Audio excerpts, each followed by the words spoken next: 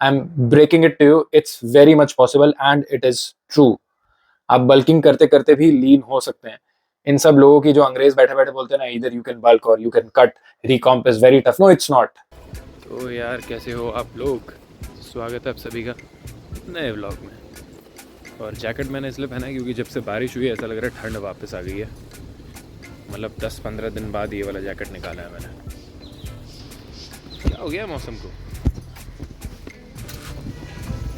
चलो अभी हम जा रहे हैं हमारे सबसे पहले सेशन में, फिर एक और सेशन है, फिर एक और सेशन है, और फिर हम करेंगे वर्कआउट। और मैं आपको बताऊंगा कि मैं क्या करने वाला हूँ वर्कआउट में। चलो लेट्स गो। सो फाइनली यार 3-4 ट्रेनिंग सेशन ख़त्म करने के बाद अब जिम की लिफ्ट में हूँ और पहुँच गया हूँ जिम, मतलब पहुँच रहा हूँ जिम की लिफ्ट में हूँ। अब शुरू करूँगा मैं फाइनली वर्कआउट। थक गया हूँ ऑलरेडी।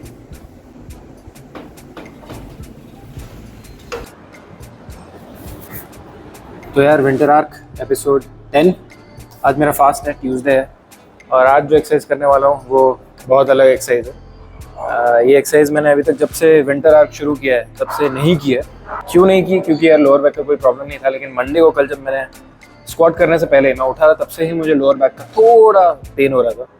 तो ये एक्सरसाइज मुझे फिजियो ने रिकमेंड की थी, और ये एक्सरसाइज मैं सिर्फ एक ही लेग की करूँगा, राइट लेग की, क्योंकि मेरा राइट जो हैमस्ट्रिंग और ग्लूट्स वो लेफ़्ट के कंपैरिजन में बहुत वीक है, इसलिए मुझे लोअर बैक में इशू हो रहा था। और इंटेंसिटी मेरी एक्सरसाइज की आज सेम ही रहेगी, क्योंकि फास्ट के दिन भी मुझे ऐसा कुछ फील नहीं होता है कि मैं एफर्ट नहीं डाल पाऊँगा ऐसा कुछ, क्योंकि मैं फ्रूट्स वगैरह खाता हूँ। तो ऐसा नहीं करता हूँ कि मैं बिल्कुल ही कुछ नहीं खा रहा, तो मैं फ्रूट्स वगैरह खाऊँगा और स्मूदी भी लूँगा, पर प्रोटीन नहीं ले पाऊँगा अनफॉर्चुनेटली, क्योंकि प्रोटीन प्लांट प्रोटीन ग्रेन्स का बनता है, अनाज का। या शुरू करते हैं। तो मैं बताता हूँ आपको कैसे करते हैं। ये हैमस्ट्रिंग और ग्लूट की एक्सरसाइज है। तो इसमें हमें ऐसे ही फिजियो बॉल इसके ऊपर पैर रखना है, इस तरह से हमने हिप्स को रेस करना है। एक पैर ऊपर जाएगा, बैलेंसिंग बहुत लगती है इसमें, ये हिलने लग गया। और फिर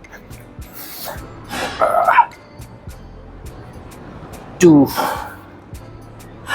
3 4 5, अपने कोर को और अपने ग्लूट्स को एकदम टाइट रखना है। 6 7 8 9 10। भाई जल गया हैमस्ट्रिंग। हाँ भैया, ये है सेकंड सेट। 1 2 3 4 5 6 7 8 9 10। जल जाते हैं यार इसमें हैमस्ट्रिंग बिल्कुल।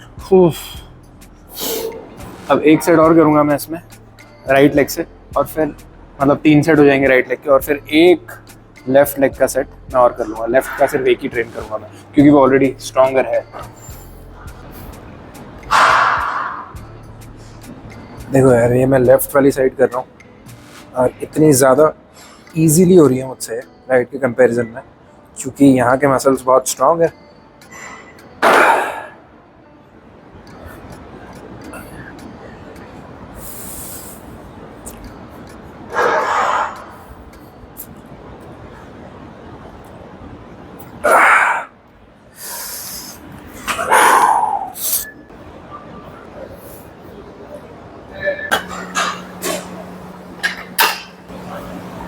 ओके, तो ये एक्सरसाइज है सीटेड लेग एडडक्शन, जो हमारे इनर थाइस को ट्रेन करती है। One of the most under trend muscle.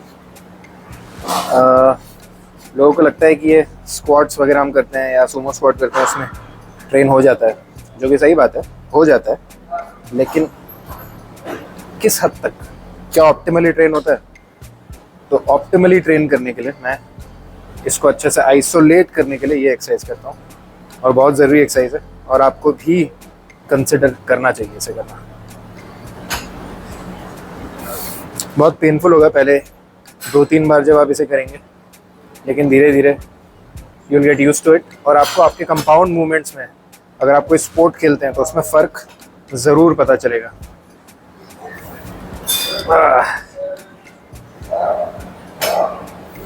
So it's very important, no muscle is unimportant and अनफंक्शनल।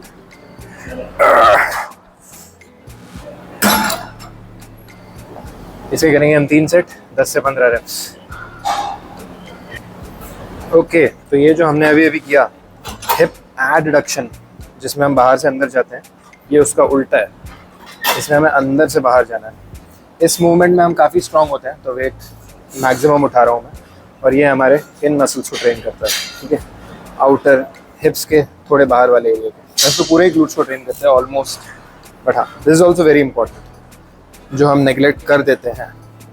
तो इसके करूँगा मैं 2 सेट 15 से 20 रेप, क्योंकि वेट इसमें यार मैक्सिमम वेट भी मेरे को लाइट पड़ता है, तो या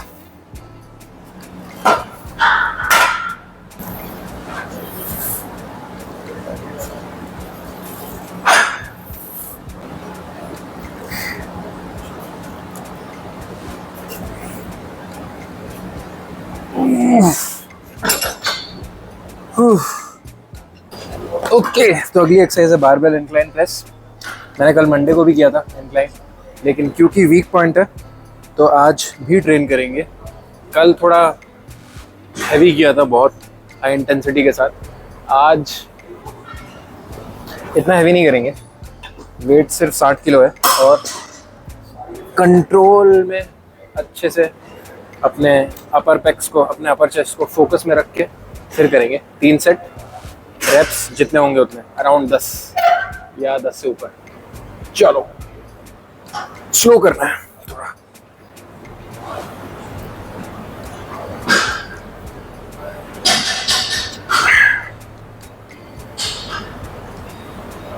तीन,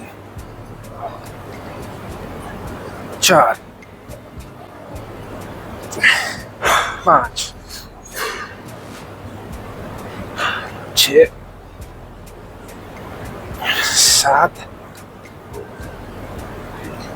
8,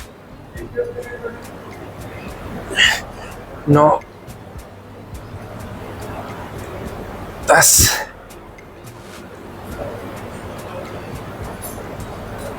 11। तो भाई स्लो करने से अलग ही आता है, मज़ा आ गया।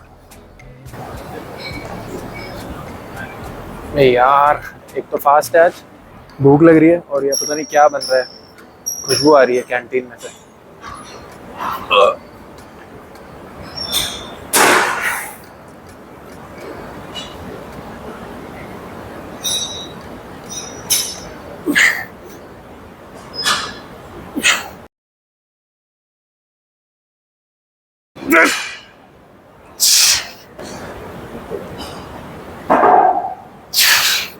No, come on.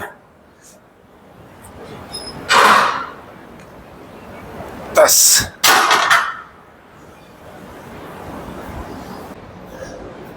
ओके, तो अगली एक्सरसाइज हमारी pullups.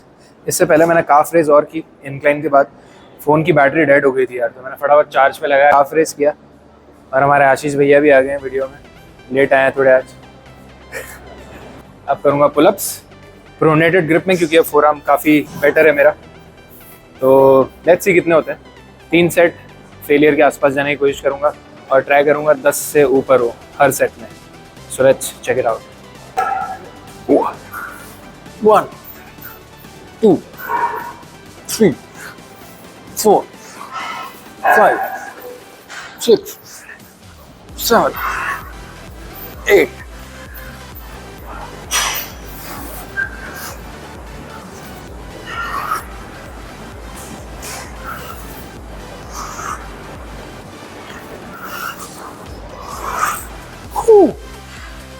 2nd set 12 reps, not bad. ये देखो आशीष भी मोरलेस वही वेरिएशन कर रहा है जो मैं कर रहा था। He never forgets to train his glutes because it's very important. चल आशीष 20 रेप्स मार दे, चल फ्राई हो जाना चाहिए ग्लूट्स तेरे।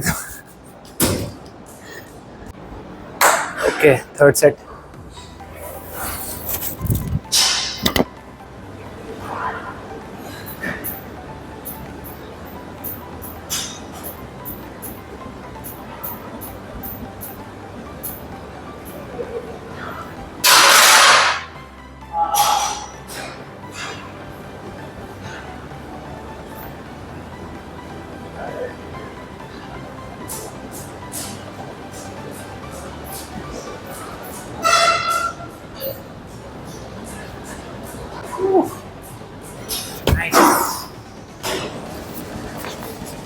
ओके, तो ये एक्सरसाइज है pulley face away bicep curl. Face away मतलब ये पुली है और मैं दूसरी तरफ देख रहा हूँ पुली से, ठीक है। तो इसमें रेजिस्टेंस प्रोफाइल ज़्यादा बेटर होता है। देखो मैं आगे से खींच के रहा हूँ तो यहाँ शुरुआत से ही मुझे बाइसेप में टेंशन आ रहा है, वरना मैं यहाँ करता हूँ तब आता है, इसमें शुरुआत से आता है।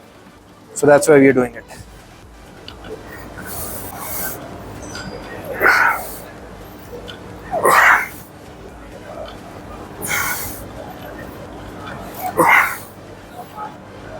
तो इसके और इसके साथ सुपर सेट में मैं करने वाला हूँ ट्राइसेप प्रेस डाउन, और दोनों के ही होंगे 2 सेट। रेप रेंज होगी एनीवेयर बिटवीन 12 to 15 रेप्स और मोर टिल फेलियर। भाई बहुत बढ़िया इफेक्ट आता है इसका। तो बाइसेप कर्ल के साथ मैं सुपर सेट में कर रहा हूँ tricep cable press down. Usually मैं रोप के साथ करता हूँ, लेकिन इस बार बार लगा हुआ था तो मैंने सोचा यार बार के साथ ही कर लेते हैं, रोप मिल नहीं रहा था।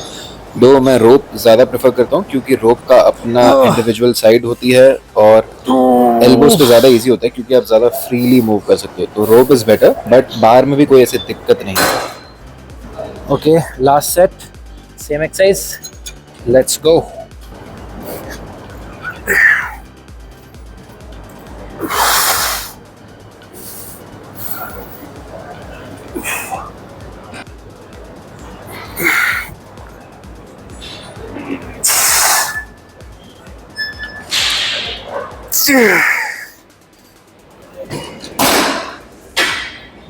थर्ड ट्राइसेप का लास्ट सेट मैंने शूट नहीं किया और ये है नेक फ्लेक्शन, वेटेड नेक फ्लेक्शन। यस, हमें नेक को भी ट्रेन करना चाहिए और मैं भी करता हूँ। It's a very important muscle to train. और फन फैक्ट, अगर आपका थिक नेक होता है तो आप टी शर्ट में ऐसा इल्यूजन क्रिएट करते हो कि आप ज़्यादा बड़े, ज़्यादा पफ हो। और इसके भी मैं करूँगा 3 सेट। रेप रेंज होगी एनीवेयर बिटवीन 12 to 15। फेलियर के ज़्यादा क्लोज तक मैं नहीं जाऊँगा इसमें क्योंकि I am still new to it और मैं ज़्यादा स्ट्रेन नहीं करना चाहता अपने नेक को, इसलिए।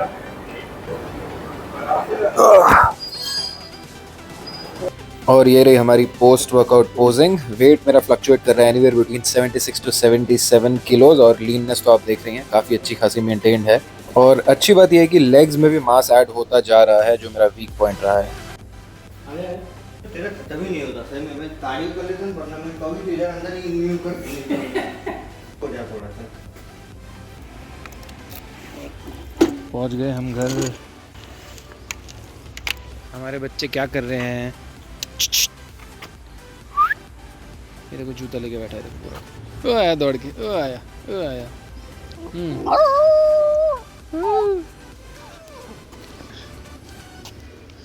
क्या हो गया बच्चा? ये देखो ये भी आ गई, ये बहुत प्यारी है, हमारी बहुत प्यारी बच्ची है। और ये देखो जूता पकड़ के बैठा है, सबसे शैतान है, फाड़ दिया पूरा जूता। चलो यार हम लोग तो अब चलते हैं घर। मेरा कज़न आया हुआ है ऊपर घर पे और थोड़े फ्रूट्स खाऊंगा मैं क्योंकि भूख लग रही है बहुत तगड़ी है भाई, एकदम धांसू। थोड़ा फ्रेशन अप होएंगे और थोड़ी देर बैठ के यार ये वीडियो जो आप देख रहे हो वही एडिट करूँगा मैं और फिर वापस काम पे चले जाऊँगा। Busy day, busy life. सट्टेबाज देखो आ गया हमारे घर पे। इसको आपने हमारे पहले वाले वीडियोस में भी देखा होगा। और मैं खाने वाला हूँ ये। बैठ जा, नहीं तो तू आना मत जा। ये सब व्रत में खा सकते हैं, तू भी खा ले।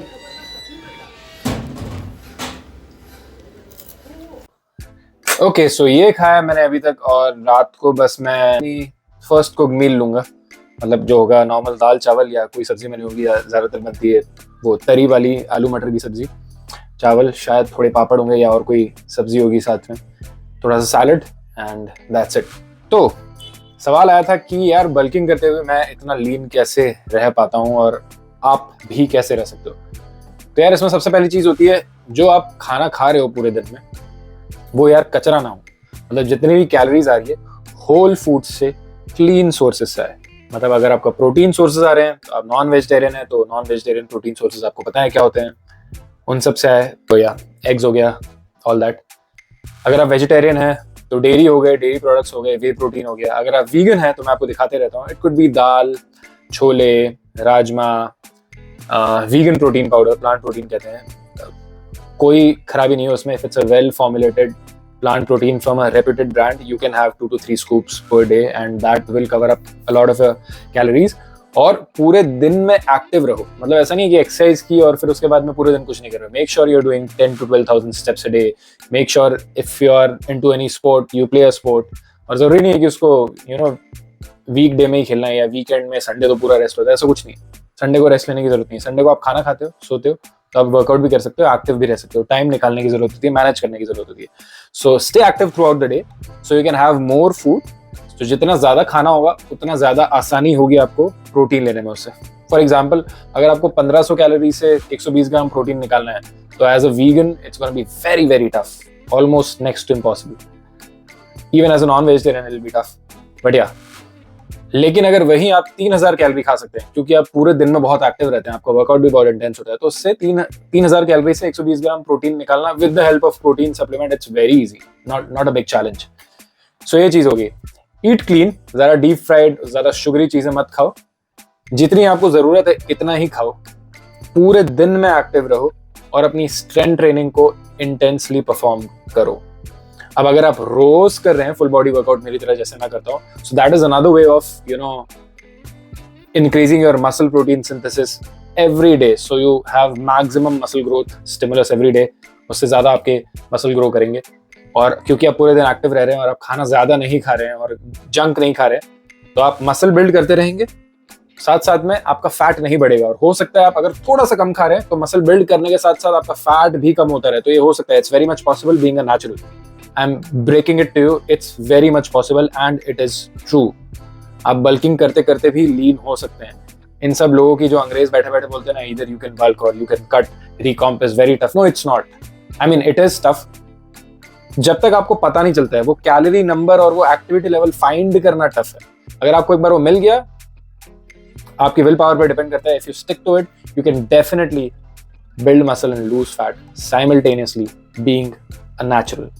So that's how I do it। आप मेरे ये vlog देखते रहते हैं मैं क्या खाता हूँ। You would not see me eating a lot of junk or you would not see me eating a lot of food all the time। And if I'm eating a lot of food, I'm making sure that I'm staying active throughout the day। And if I'm not active throughout the day, आपने मुझे देखा होगा, मैं रात को अगर मैंने 9 बजे खाना खाया तो मैं अगले दिन सुबह उठ के कुछ नहीं खाता, सीधे अगले दिन 12 बजे जो मेरा वर्कआउट खत्म हो जाता है, मैं वर्कआउट भी फास्टर स्टेट में करता हूँ और फिर उसके बाद सीधा आधे दिन के बाद खाना खाता हूँ। That's how you manage things. और एक दिन मेरा फास्ट होता है तो उस दिन तो मैं वैसे भी बहुत कम ही खाता हूँ। So that's how I manage thing. It's very much possible. हो सकता है आप भी कर सकते हो, मैं कर सकता हूँ। और इसमें जेनेटिक फैक्टर्स इन्वॉल्व होते हैं ऑफकोर्स, लेकिन यार जेनेटिक को लोग इतना हवा बना देते हैं ना, इतना फर्क नहीं पड़ता है जेनेटिक से। अगर आप एलीट लेवल पे एकदम परफॉर्म कर रहे हो then of course every bit matters.